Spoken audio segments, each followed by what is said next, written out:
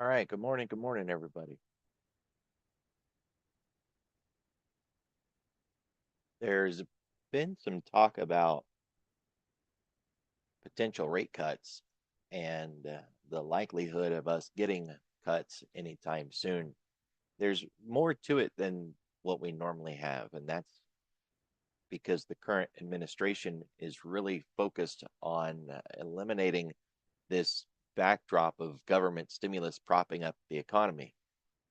What we've seen for the last couple of decades is every time the market got weak, they would run in with what we'd call the Powell put, and they would stimulate, they would cut, and they would quote save the market.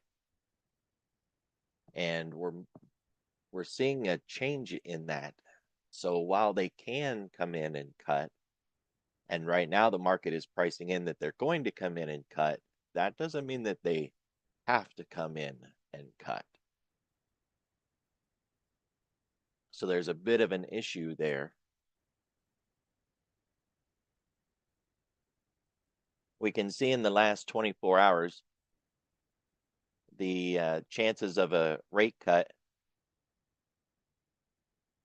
went from 21%, basically 22, to 41.5. So almost 100% increase in the probability of a rate cut for May. And that's a pretty big step up.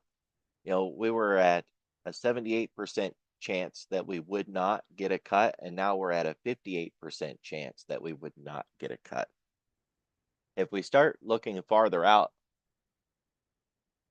we can see that the chances of us in June of not getting a cut is only at 21%. So the market is saying there's an 80% chance that we'll get a cut between now and the June 18 FOMC. And of course, it could be a cut that happened in May, or it could be a cut that happened in June, but they only see a 21% chance that we would get all the way to June without having a cut of some kind. The chances of it only being one rate cut has actually dropped, and the chances of it being two rate cuts has increased significantly. It went from 15, let's call it 16, to 45.5. So the market is looking at all of this with the idea that, oh, the Fed will come in and save us, we're falling, and they're going to do what they always do. I would argue that that's not off the cuff the base case argument. And while they could come in and do it, I don't think they're going to be so quick about it. There is a little bit of a disconnect because the Scott Bessent, Secretary Treasury, he says we need to wean the market off of all this stimulus, quit coming in and artificially propping up the market, get the economy moving based on the private sector and not based on government stimulus. But you have the president on the other side who keeps telling Powell, you need to cut, you should cut, right? He's been saying that even before we had these big sell-offs, you should cut.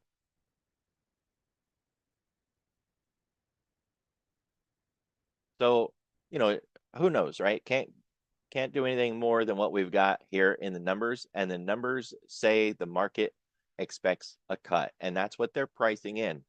Even though they're pricing in a cut, we're still falling. That's worth considering too, right?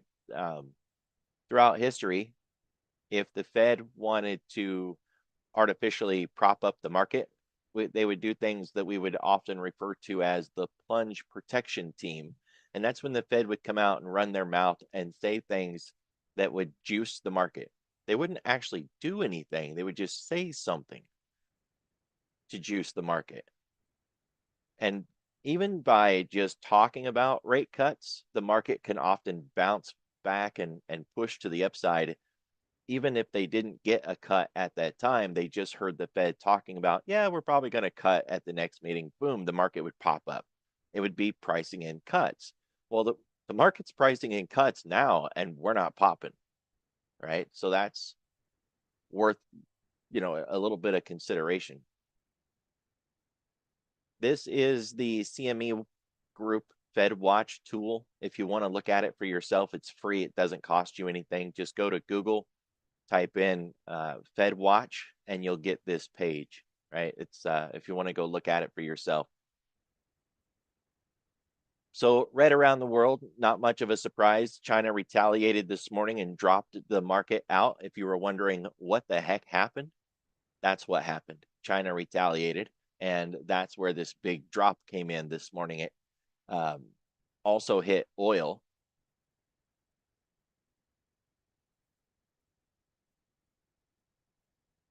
You can see they were focused on WTI here. This was at 6:06 or 6:07 a.m. That's what dropped us in the ES and in oil and, of course, everything else. And then the discussion about rate cuts, which should be pushing us up, and it's not.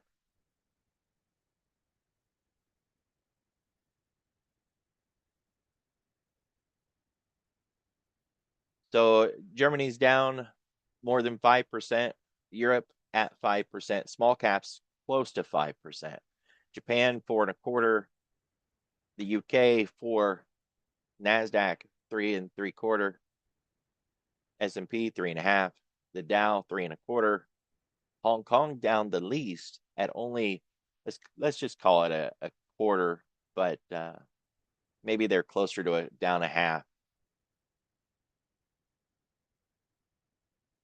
We have a lot of Fed speak today, including Powell, but we're also going to have Michael Barr and Waller out today as well.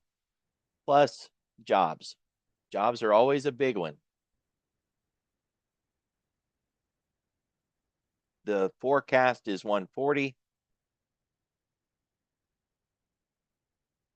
Previous was 155, 151.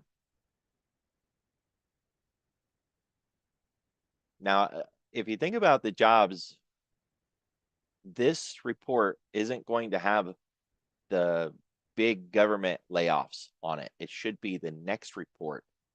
And so those are going to come in under the wire. They're not going to be reflected in this one.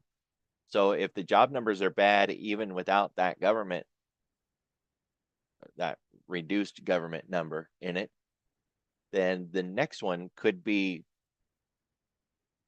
even more, could be less impactful. That's the way I wanted to say it. If this one has some weight on it, the next one may not, because it will have lost some of that weight today. But if this one comes in light, the next one should come in much heavier, because it'll have the impact of the tariffs, at least the first round of it, and it'll have the government one. But we'll still need two, not this one, not the next one, the one after that, to see these Liberation Day tariffs and how they're hitting jobs. So we're a lot more blind than I think a lot of us would like.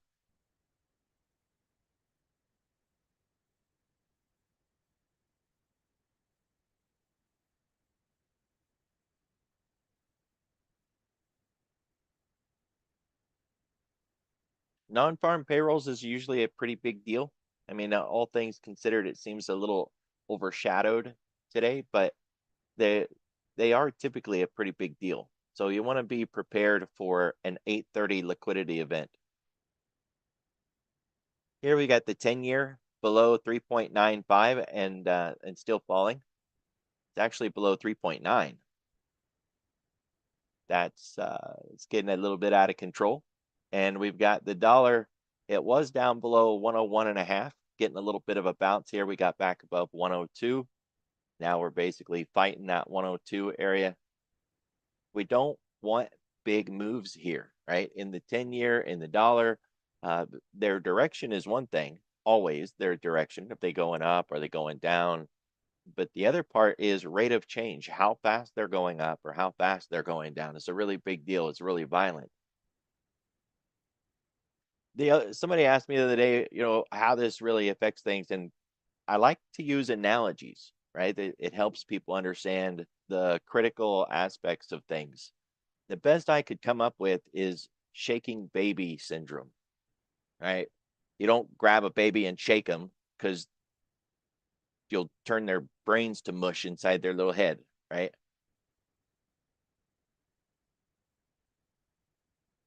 Same thing here. You don't want these things shook up really fast because it just wrecks things badly. Not a really good analogy, but it's the only one that really fits. So the rate of change here is the big issue in the 10-year and the dollar.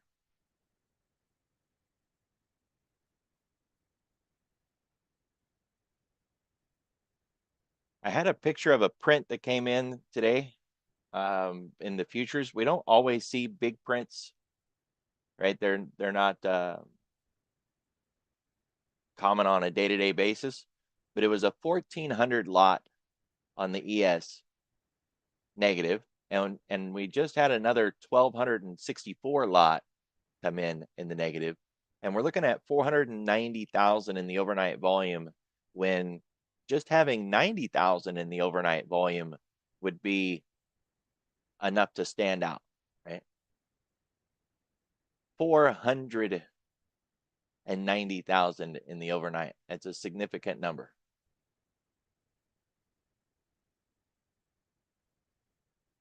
So, when we try to consider, have they got their work done? Are they participating in the overnight? They absolutely are participating in the overnight. And maybe this elevated volume will be connected with this low down here, 52.30 cog line, 52.32. It's the measured move of this range.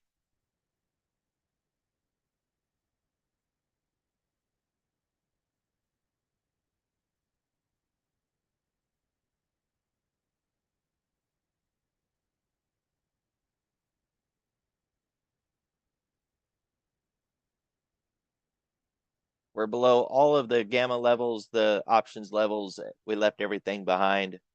We're getting into some voodoo levels, but they're not going to be helpful right now. That big green one right there, 52.50. That's a voodoo line forest. But at this point, I don't think it's going to help. We got to get some data in. So as you can see, we've broke the daily expected move. We've traveled farther than we should travel on an intraday basis. We were down more than 3.5%. Now we're at 3.5% to the downside. We have a market maker move because they are hedging this in the front end, which makes sense. We see them hedging in the front end when we have non-farm payrolls, right? So this move isn't necessarily causing the hedging. It's the fact that they still have economic data coming in that they need to be concerned about.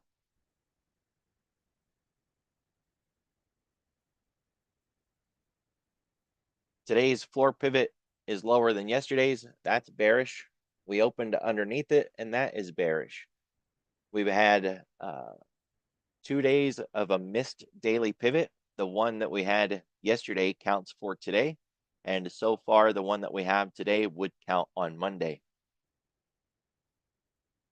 Markets are supposed to hit their pivot 80% of the time, and so when we don't hit the pivot, it stands out. There's a trade strategy that goes to that kind of helps with the analysis. I don't trade the strategy, but I do use the logic behind it in the analysis.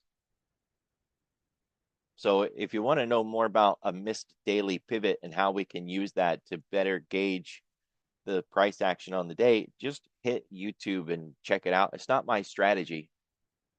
But there are plenty of videos out there. Just search missed daily pivot. You'll find the guy who really coined the phrase and who laid out some really good strategies on it. We're through the S2. The idea would be that if we continued to the downside, we've got the S3, 5168. Now these are just calculated mathematical lines in the sand, right? They're not based on any previous support or resistance, volume, footprints, nothing, right? Nothing more than just mathematics. But they do provide a little bit of a tell, and there is a historical precedent to them, right? If it was just worthless math numbers, nobody would pay attention to it. It's a line in the sand that we can cross, but we don't really want to close below today. So if we cut below 5,200 and we get below 5192 cog line, then the line in the sand is 5168.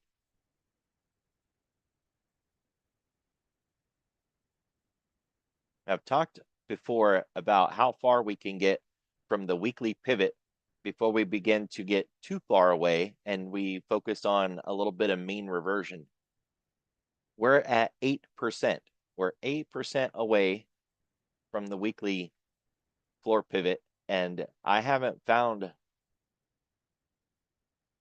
an example like that before. It's possible it happened during COVID, but I didn't go back and measure distance from the weekly pivot during the COVID.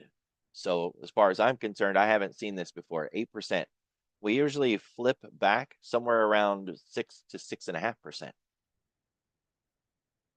So I'm expecting a move back up even in the short term, simply because of how far we've moved and how fast we moved, right? The rate of change of the current drop. It wouldn't have any implications on a bias, right? Bullish, bearish, wouldn't have anything to do with this. It would just be that we would expect a little bit of a mean reversion because of how far we fell and how fast we fell.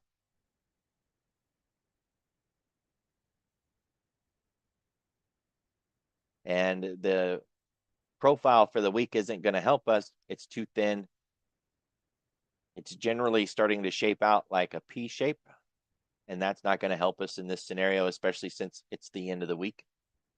So it's a thin tail, not a lot down here that's going to help us out, and not a lot of insight since this is the last day of this profile.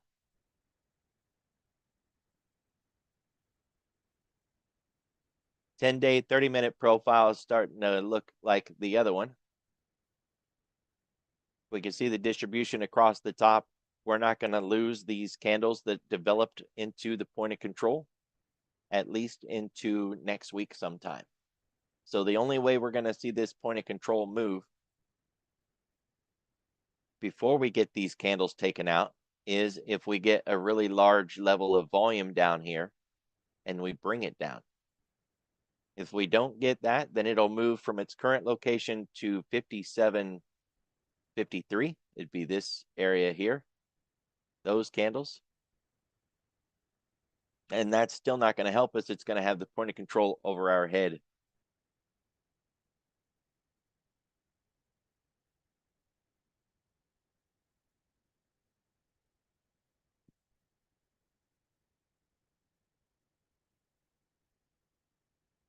All right. We took out another VPOC in this drop this morning, 53.70. That's done. But we got a new one from yesterday.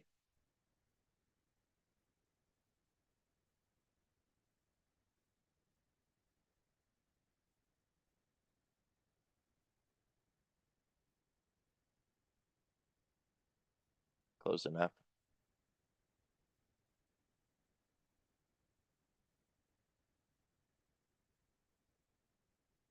$54.82. So if we do make a run back up, we have to get through our own point of control, but then we can focus on yesterday's point of control.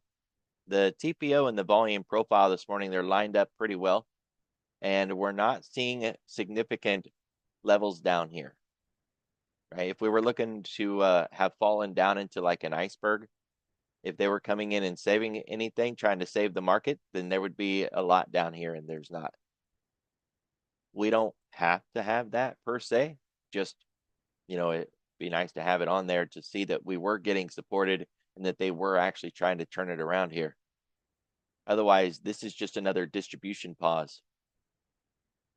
I keep, looking at all this and asking, when's the pause?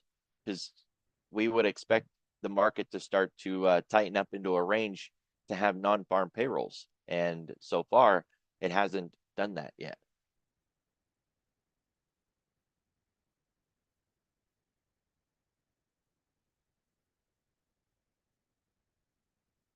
This was the week's expected range right there.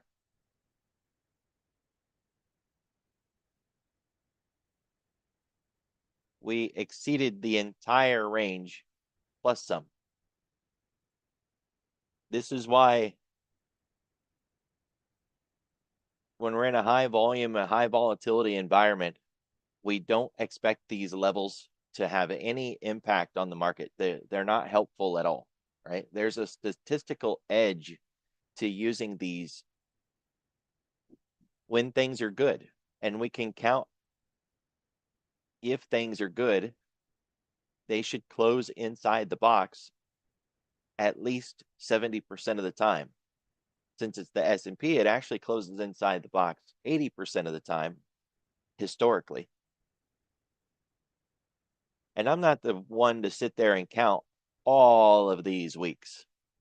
Why would I want to, right? That's a lot of work to do to count all of these weeks.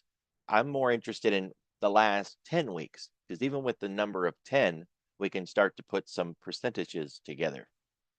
So if I look back over the last 10 weeks, if it closes out of the box more than 2, then I don't have my 80%. If it closes outside the box on Friday more than 3, then I don't even have my 1 standard deviation. And it tells us that we don't want to play the weekly range if we're failing that often. And I bring this up for a number of reasons, but one, I've seen in the chat today somebody asking me about a strategy that they're playing here, and it's one of my strategies that I've developed. We don't play those strategies in this environment because the chances of the strategy making any money are slim to none, because we're consecutively closing outside the boundaries week after week after week. We don't want to play that strategy. We can see next week's range. If we measure it and compare it to this week's range, we get an idea of the amount of volatility that is being priced into next week. Now, that range isn't set in stone yet. It won't get locked into place until the end of the day, but we're getting an early preview of what that would look like. And it's twice the amount of range that we have for this week. Two ways to view this. If there was something big like FOMC, CPI, something really big, it would actually be a narrower range because the market would be pricing in that we're going to go sideways into that event, because big events are volatility suppressing until we actually get the event. So this is something else. This is just the market pricing in some really big moves for next week.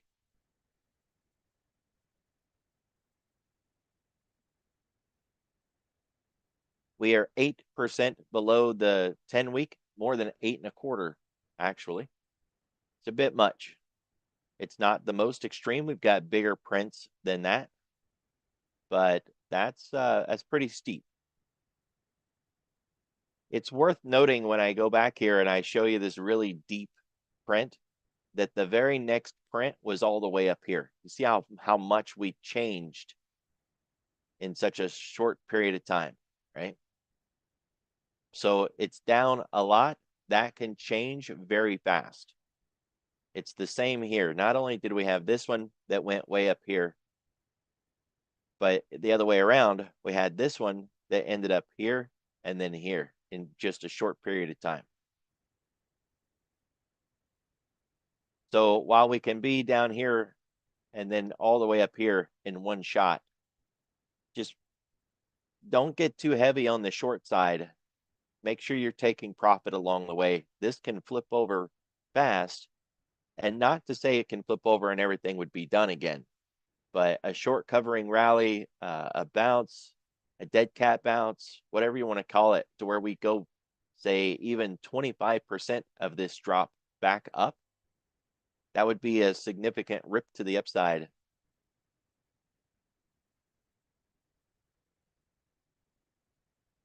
So we're more than 5.5% below the 10-day. Same thing. We can change that in a single shot really fast.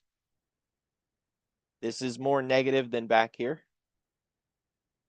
but we do expect that it's going to turn around and move back in the other direction, likely violently in the short term, but maybe not today, right? The only thing that I can see today that really comes in and helps is the options world. And I say that because if we look at equities, or if we look at anything that would ask us, why would they buy on a Friday in front of all this weekend risk? I can't think of anything good. The only thing that I can see that could push the market to the upside on a Friday in front of all of that risk would be options, 0-day stuff coming in, shorts covering, that sort of thing.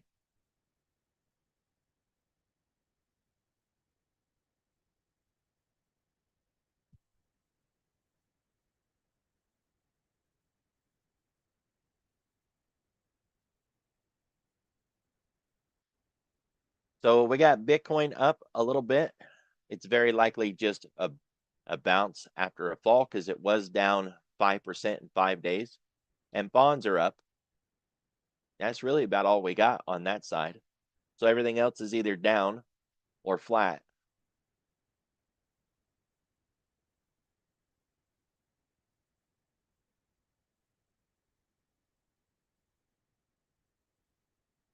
Bonds, Bitcoin, pot stocks, that's it.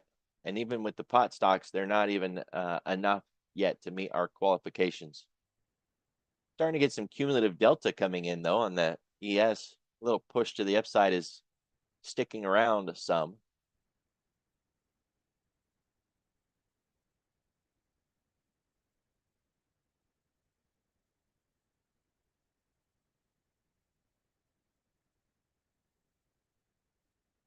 It's what I was hoping to see.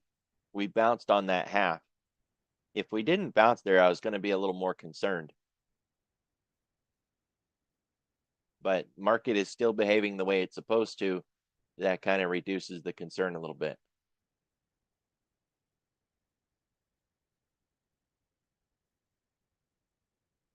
We've got a fairly high correlation coefficient this morning. That's a little bit of a concern. I know, big words early in the morning, especially right before the weekend. It basically means everything's moving in the same direction, and that's really risky. Some of the biggest moves we've ever seen in history have happened in bear markets, and we're talking about upside moves, by the way. But big moves in general, the biggest moves ever in history have happened in bear markets and negative market environments. And the reason behind that is because of the high correlation, right? Everything moving in the same direction. 82% of the S&P is moving down, is down more than 0.5% this morning. That's the high correlation, right? So we look at the NASDAQ, and 81% of the NASDAQ is down at least 0.5% this morning. And that's the negativity that we're talking about. High correlation. So in that environment, things can get a bit extreme. China down the most at 9.25%. Crude right behind that at 7.5%. More energy, and then China again. Chips, energy again, retail, airlines, chips again, China again. You kind of get the idea, right? Out of all of these, most of it was China and energy. And that matched what we saw this morning with what they were focused on when the China announcements first came out: energy and China. So we can usually see within the data the headlines.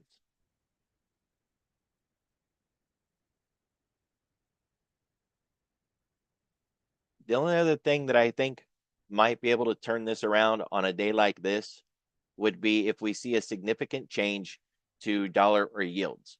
And why the heck would we? Right? That it can do it, but why would it? And I don't have a why.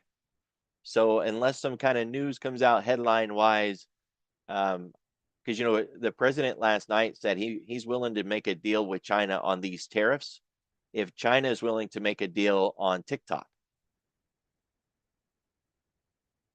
So we could see TikTok headlines today, and that backs off the China talk, and that pops oil and crude and maybe yields, maybe undoes some of this, right? Because this drop this morning was from China's retaliation. TikTok news could certainly flip it back over and head back up, at least for a short term Friday afternoon bounce, added to the options volume that would push that and drive us higher. It's the best I got, guys. I don't know. I don't know what else we're gonna do with it. It's Friday. Keep your eye on the headlines with the Fed speakers. I don't think Powell's the juice today. I think the headlines on TikTok are. Be careful, be safe, have a good weekend. I'll see y'all next week.